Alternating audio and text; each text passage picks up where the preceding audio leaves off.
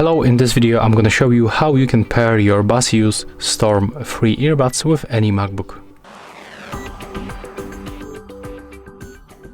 So to do this you have to first of all input both earbuds inside the case, charge it for like 20 minutes and also disconnect them from any previously connected devices. Next, all you have to do is just open this charging case, and right now they will move to the pairing mode automatically. You don't even have to press on any buttons or the touch gestures.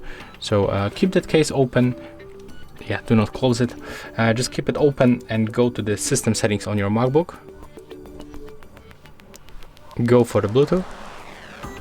And then take a look for the nearby devices list. As you can see, they appears. So select the Baseus Storm free. And after a few seconds, we are successfully connected.